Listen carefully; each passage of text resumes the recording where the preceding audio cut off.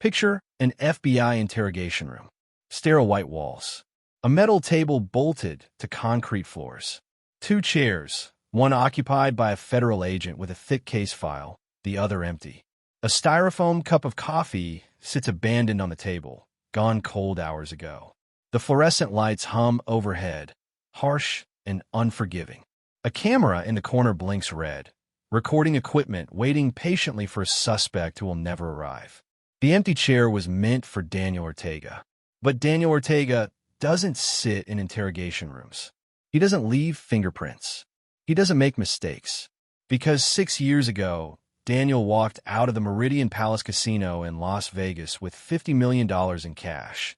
And then he did something even more impressive than the heist itself. He vanished. Completely. The cameras showed nothing. The vault logs showed nothing.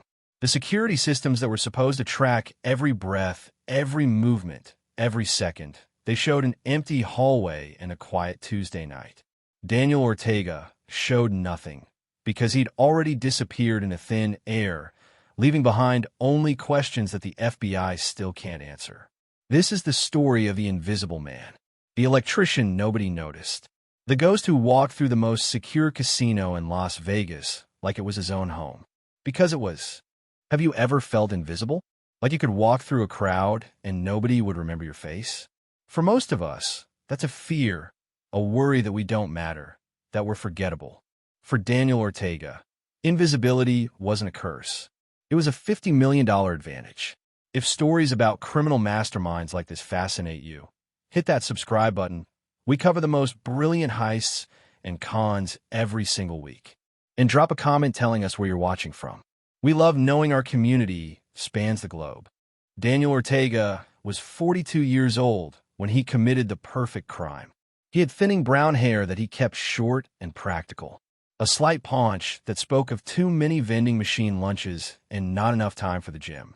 He wore the same burgundy work shirt every day, Meridian Maintenance embroidered in white thread on the left pocket, his name stitched underneath in smaller letters that most people never bother to read. For 7 years, Daniel had been part of the furniture at the Meridian Palace Casino. He carried his toolbox through the maze of corridors that snaked beneath the casino floor. He replaced burnt-out bulbs in the high-roller suites. He troubleshot the electrical systems that kept 10,000 slot machines humming, that powered the air conditioning units that pumped frigid air into the perpetually warm desert building, that ran the security cameras watching every table, every door, every face. Security guards nodded at him in the hallways. A quick tip of the head, the universal acknowledgement of someone you see every day, but don't really know. Dealers at the blackjack tables didn't even glance up when he walked past, too focused on their cards and their tips. High rollers looked straight through him as if he were made of glass. Just another worker bee in the hive, invisible and unimportant. And Daniel? Daniel smiled politely, said, "Excuse me," when he needed to squeeze past someone in a narrow corridor. Fixed their problems efficiently and quietly. Never complained. Never caused drama. Never drew attention to himself. He went home every night to a modest one-bedroom apartment 15 miles from the Strip, in a neighborhood where the neon lights were just a distant glow on the horizon. He ate microwave dinners while watching reruns of engineering documentaries. He had no girlfriend, no close friends, no family in the United States. His landlord would later describe him as the ideal tenant. Rent always on time, never a noise complaint, never asked for anything. Daniel Ortega was the most unremarkable person you'd never remember meeting. And that invisibility, that beautiful, perfect invisibility, was about to become the foundation of the most sophisticated casino heist in American history. Because here's what nobody understood about Daniel. Being underestimated is the greatest advantage a person can have. When no one notices you, no one suspects you. When no one remembers your face, no one can identify you. When you're just the electrician who fixes the lights, no one imagines you're capable of outsmarting a $70 million security system that took 3 years and a team of specialists to design. Daniel wasn't born a criminal. He wasn't raised in a family of thieves. He'd immigrated from Colombia 15 years earlier with a legitimate electrician's license and a dream of honest work. For those 15 years, he'd been honest, reliable, forgettable. But something changed on a Tuesday evening in March 2019. Something that would transform the invisible electrician into the FBI's most wanted ghost. It was 6:30 p.m. when Daniel received the maintenance call. A critical malfunction in the vault's environmental control system. The casino's cash reserves, roughly $70 million in neatly stacked, plastic-wrapped bundles, needed precise temperature and humidity levels to prevent the degradation of the bills. Without proper climate control, moisture could seep in. Mold could grow. Millions of dollars could be damaged. Daniel grabbed his toolbox and headed to the sub-basement. The vault level wasn't somewhere he visited often. Most of the casino's electrical issues happened on the floors above, the gaming areas, the restaurants, the hotel rooms. But he had the clearance. 7 years of reliable service had earned him a maintenance master key and access to nearly every room in the building. He took the service elevator down, showed his ID badge to the security guard stationed outside the vault area. A cheerful man named Tommy, who was 3 months away from retirement and spent most of his shift watching sports highlights on his phone. Tommy waved him through without looking up. The counting room was adjacent to the main vault. This was where currency was sorted, counted, and prepared for armored car transport. The room was cold, kept at a steady 65 degrees, and bright with industrial fluorescent lighting. And it was filled with money. Stacks of it. Bundles of 50s and 100s wrapped in clear plastic, arranged on metal shelving units that ran from floor to ceiling. Daniel worked quickly, efficiently. The problem was a faulty sensor in the HVAC system's control panel. Simple fix. 20 minutes, maybe 30. He replaced the sensor, tested the readings, confirmed everything was functioning properly. And then he stopped. He stood there in that cold room, surrounded by more money than he'd earned in 10 lifetimes, and something clicked in his mind. A realization. A terrible, beautiful realization. He was alone, completely alone, with $70 million. Tommy was outside, distracted by his phone, watching some basketball game and texting his grandchildren.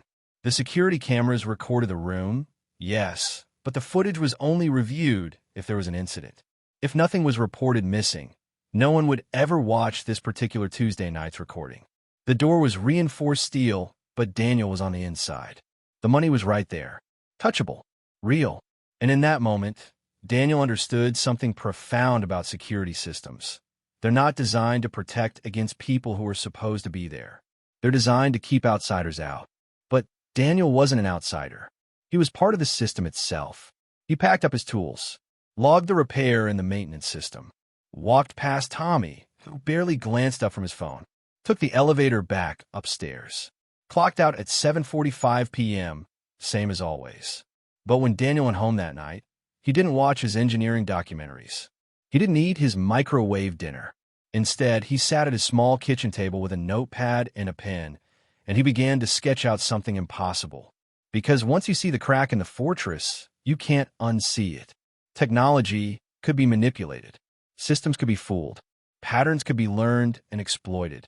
Daniel Ortega had just seen his opportunity, and he was patient enough, smart enough, and invisible enough to take it. Over the following months, Daniel became a ghost within a ghost. He volunteered for overtime shifts. When other maintenance workers wanted to leave early on Friday afternoons, Daniel offered to cover for them. When the casino planned major system upgrades, Daniel asked to be part of the installation team. He made himself essential, indispensable. The guy who knew every wire, every circuit, every quirk in the Meridian Palace's electrical infrastructure. Management loved him. His supervisor wrote glowing performance reviews. Daniel is the most reliable member of our team, one evaluation read. We'd be lost without him. They had no idea how true that would become. While everyone saw a dedicated employee, Daniel was doing something else entirely. He was mapping, learning, observing. Every time he worked on a security camera, he noted its blind spots. Every time he accessed a server room, he memorized the network configuration. Every time he passed through a restricted area, he paid attention to the timing of guard rotations, the patterns of foot traffic, the moments when attention was divided. He wasn't learning how to be an electrician anymore. He was learning how to be invisible in a building designed to see everything. The genius of Daniel's plan was its simplicity. He didn't need a team of accomplices who could betray him. He didn't need elaborate disguises that could fail. He didn't need to drill through walls or rappel from ceilings or do any of the Hollywood nonsense that gets criminals caught. He just needed to understand the system better than the people who built it. And he had 7 years of experience to draw from. Daniel was building a key, a digital key that would unlock $50 million. And nobody, not his supervisor, not the security team, not the casino's management, had any idea they were handing him the pieces. By September 2019, Daniel had identified his target date, October 17th. The Nevada Gaming Commission conducted annual inspections of every major casino in Las Vegas. These inspections were thorough, invasive, and stressful for casino management. Regulators examined everything: gaming equipment, financial records, security protocols, employee practices. The inspections typically lasted 8 to 10 hours, with teams of officials spread throughout the building, asking questions, taking notes, demanding documentation. Which meant that on inspection day, the casino's management would be distracted, focused on appearing perfect, focused on satisfying the regulators, and avoiding any citations that could result in fines or sanctions. Security protocols would actually be relaxed in certain areas to accommodate the inspector's access. Managers would be pulled in multiple directions. Everyone would be on edge, worried about their own departments, their own responsibilities. It was the perfect storm of opportunity. But identifying the date was only the beginning. Daniel spent the next 6 weeks preparing with the kind of meticulous attention to detail that separates amateurs from professionals. He planted his digital seeds.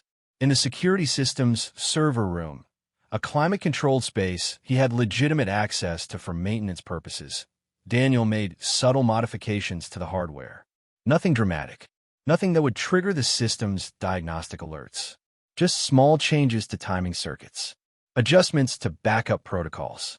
Tweaks that would seem like normal system optimization if anyone happened to notice. He installed what programmers call logic bombs, pieces of code designed to activate at a specific date and time and execute a predetermined sequence of commands. These weren't viruses. They weren't malware that would spread or cause damage. They were simply instructions. On October 17th at 6:52 p.m., certain security cameras would enter a diagnostic mode. They would loop footage from 30 minutes earlier. For exactly 8 minutes, those cameras would show the past instead of the present. 8 minutes. That's all Daniel needed. He also made physical preparations. The Meridian Palace had dozens of elevators, guest elevators, service elevators, freight elevators. One particular service elevator ran from the vault level directly to a loading dock used primarily for kitchen deliveries. Daniel, as part of a routine maintenance check, adjusted the weight sensors in that elevator. He calibrated them so they would report the elevator as empty even when carrying an additional 150 pounds. He identified one specific security camera, the one that covered the loading dock area, and traced its power supply. He routed that camera's electricity through a circuit that would accidentally short out at precisely 7:02 p.m. on October 17th. Just a coincidence. Just a technical glitch. Nothing suspicious. Everything was in place. Every piece of the puzzle carefully positioned. Daniel had spent 6 months building this machine, and now all he had to do was press the button and watch it run. But here's what made Daniel different from most criminals. He didn't rush. He didn't get impatient. He didn't convince himself he was ready before he actually was. He waited. He double-checked. He ran through the plan in his mind 1,000 times, looking for flaws, identifying risks, preparing contingencies. Because perfect crimes require perfect patience. Think about this for a second.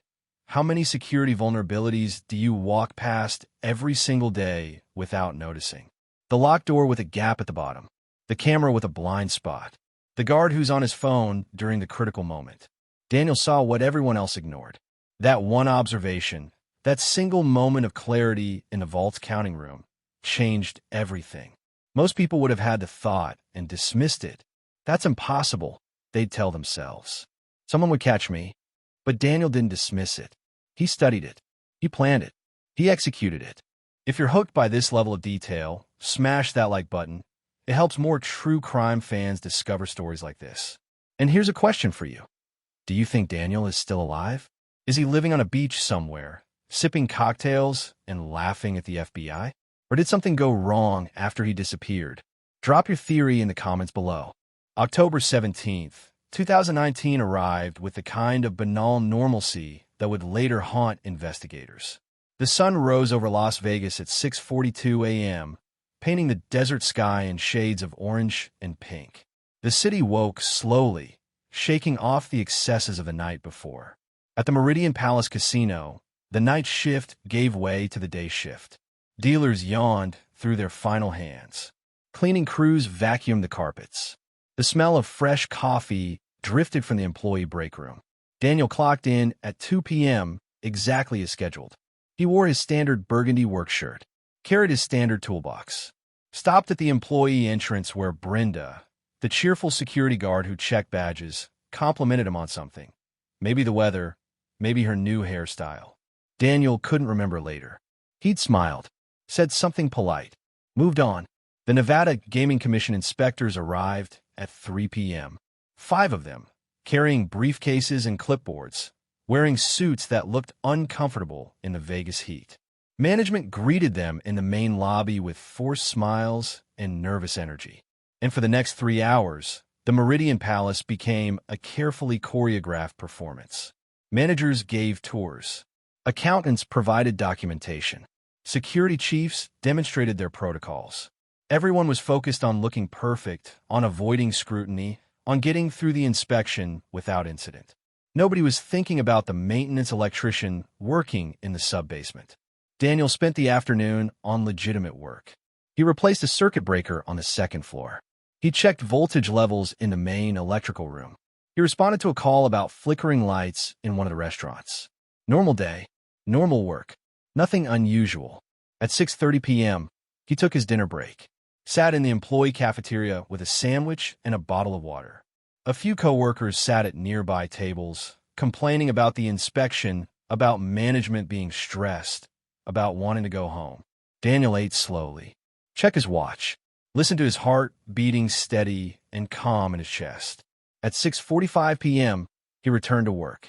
Everything Daniel had planned for 7 months was about to happen in the next 8 minutes. But first, let's pause for a second. Put yourself in Daniel's position. You spent half a year preparing for this moment. You've tested every system, planned every movement, anticipated every variable. But now it's real. Now the moment has arrived.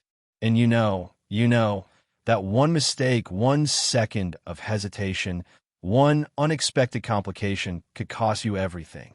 Your freedom, your future, possibly your life. Could you stay calm? Could you execute the plan with your hands steady and your mind clear? Daniel was about to find out. 6:47 p.m., the Nevada Gaming Commission inspectors were on the casino floor, examining slot machine payout percentages. 3 managers stood nearby, answering questions, providing documentation. The entire executive team was focused on that single conversation. 6:52 p.m., Daniel's logic bombs activated. Deep in the server room, circuits closed. Code executed. For exactly 8 minutes, a carefully selected segment of the security camera network entered diagnostic mode. The cameras didn't go dark. That would have triggered alarms. Instead, they began displaying footage from 30 minutes earlier, looped seamlessly. The vault level appeared exactly as it had at 6:22 p.m. Quiet, secure, unremarkable. Motion sensors reported no movement. Access logs showed no entries. The system was blind, but it didn't know it was blind. Daniel was already moving. He descended to the sub-basement level using the main stairwell, a route he'd walked thousands of times. He moved with the practiced efficiency of someone who belonged there. His badge unlocked the door to the restricted corridor. His master key opened the counting room adjacent to the main vault. Inside, the cold air hit him immediately. The fluorescent lights hummed overhead. And there was money. Stacks of it. Bundles of currency wrapped in clear plastic, arranged on metal shelving units. Daniel had brought 3 heavy-duty maintenance bags, the kind designed to carry industrial equipment, with reinforced stitching and weight-rated straps. He worked quickly, but not frantically. Pulled bundles from middle shelves where gaps wouldn't be immediately obvious during a casual inspection. Took only $50 and $100 bills. Nothing sequential. Nothing flagged for tracking purposes. Nothing from a bundles marked for armored car transport the next morning. $50 million, when properly packed in high denominations, is surprisingly compact. Roughly the size of 4 large suitcases. It fit in Daniel's 3 bags with room to spare. 6:59 p.m. He loaded the bags onto a maintenance cart and wheeled them to the modified service elevator. The one whose weight sensors he'd adjusted. The one that would report itself as empty even with an additional 150 pounds. He pressed the button for the loading dock level. The elevator rose silently. 7 p.m. Exactly on schedule, the security cameras resumed normal operation. The logic bombs had executed their instructions and deleted themselves from the system. The cameras now showed the vault level in real time. Empty, quiet, secure. On the loading dock level, Daniel emerged from the service elevator pushing his maintenance cart. The camera that covered this area had shorted out 2 minutes earlier. Just a technical glitch, nothing suspicious. He moved quickly through the loading dock, past the empty delivery bays, toward the employee parking lot. At 7:08 p.m., Daniel Ortega clocked out for the last time. "Have a good night, Daniel." Brenda called from her post at the employee exit. "You too," he replied. His voice was steady, calm, unremarkable. In the parking lot, Daniel loaded the 3 bags into a white panel van he'd purchased 2 months earlier using cash from savings. The van was registered to a shell company with a Las Vegas address that would later turn out to be an empty lot. No cameras covered this section of the employee parking area, a blind spot Daniel had identified months ago.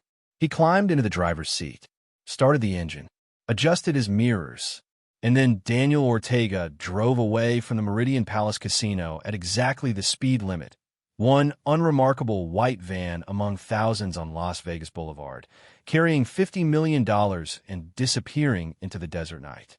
The theft wasn't discovered until 9:30 the following morning. The night shift count team was reconciling the previous day's casino revenue when they found the discrepancy. At first, they assumed it was an accounting error, maybe a transposition of numbers, maybe a counting mistake.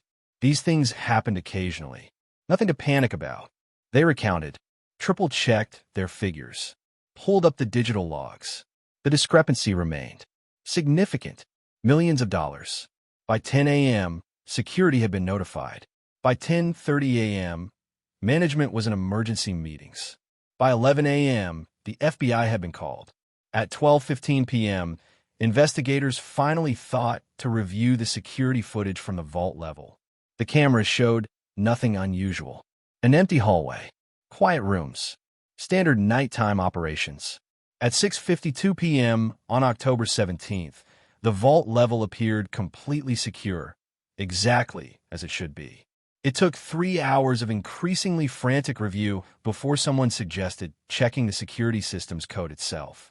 They brought in a digital forensics team, specialists who understood networks and programming and the subtle ways systems could be compromised. That's when they found Daniel's logic bombs. Or rather, they found the ghost of Daniel's logic bombs. Traces in the system logs that indicated code had executed and then deleted itself. The cameras had looped footage. For 8 minutes, the security system had shown the past, while Daniel operated in the present. By then, it was 4:30 p.m. on October 18th. Daniel had a 33-hour head start. The FBI immediately issued alerts at airports, border crossings, train stations. They pulled employee records from the casino.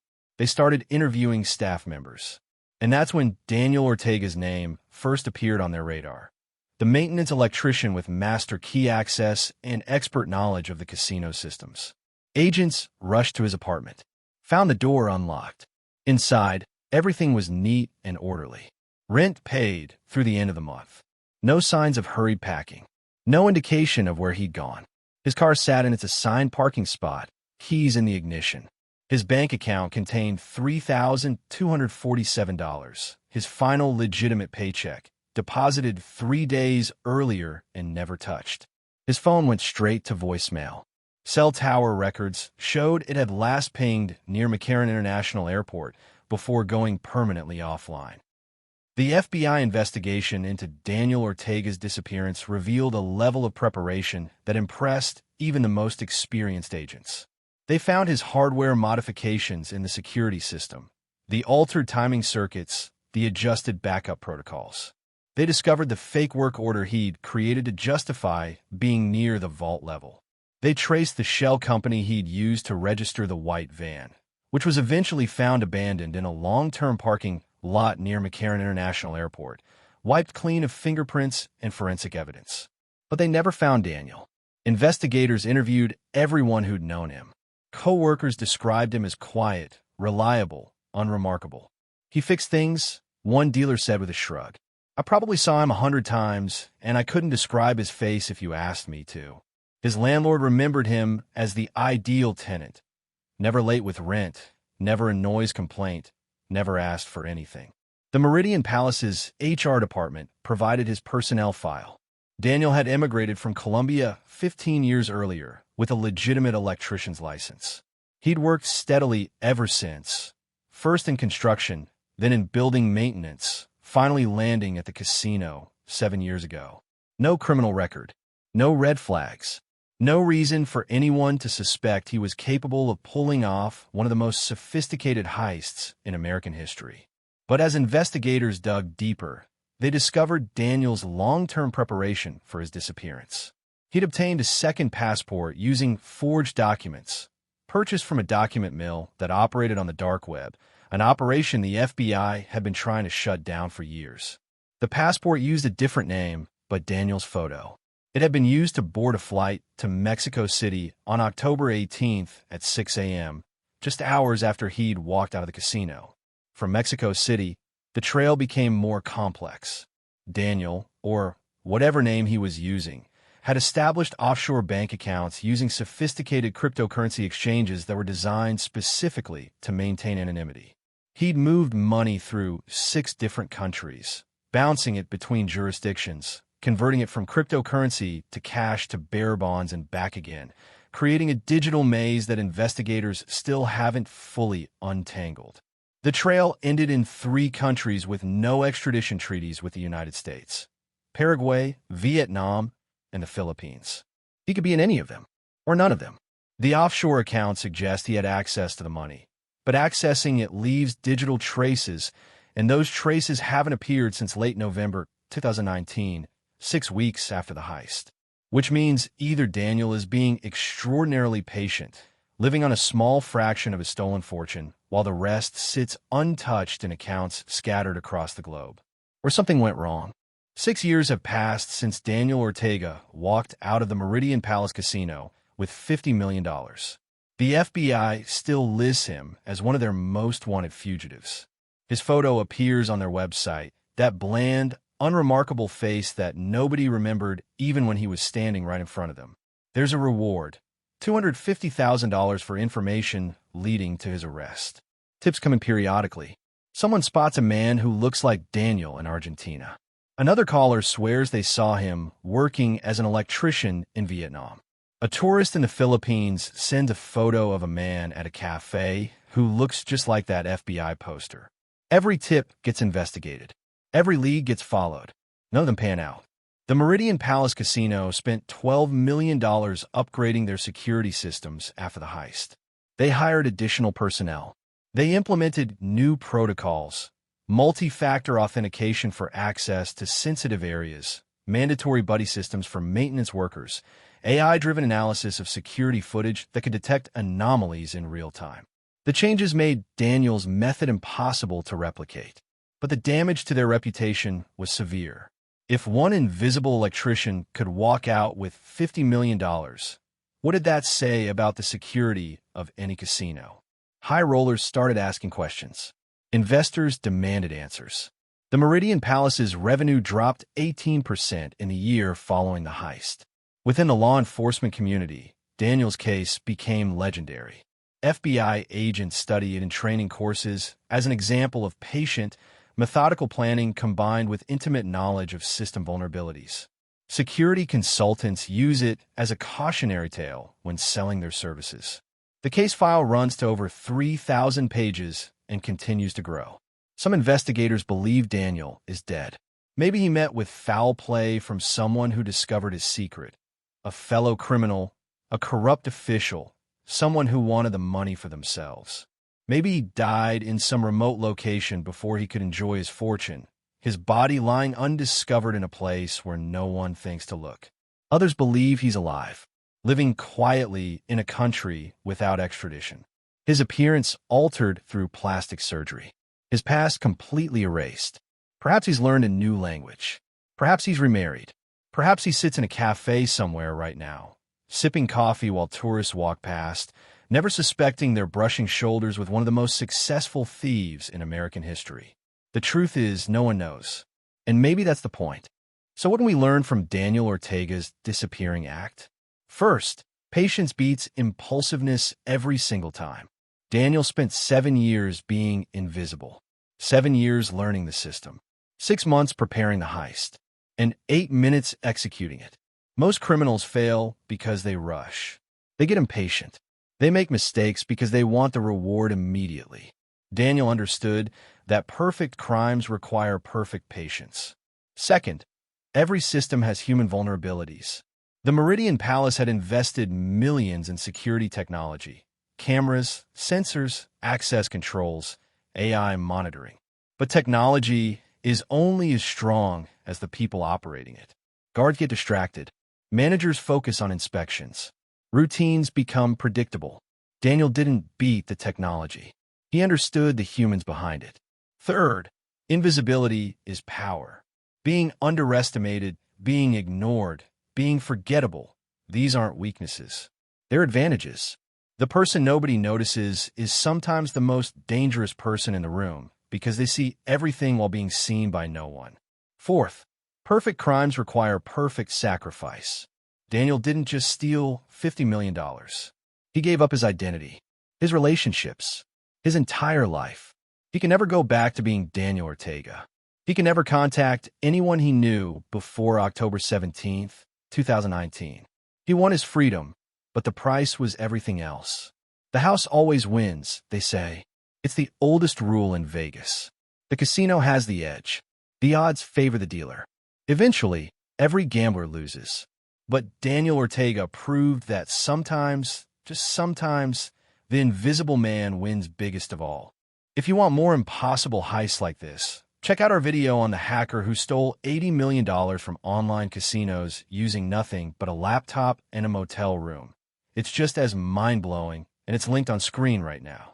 And if you haven't already, subscribe so you never miss our weekly deep dives into criminal genius. We cover the masterminds, the perfect crimes, the cases that still baffle investigators years later. Trust me, your future self will thank you when you're binge-watching our entire catalog at 3 a.m., wondering how these people pulled off the impossible. Until next time, stay curious. And remember, sometimes the most dangerous person in the room is the one you didn't notice was there.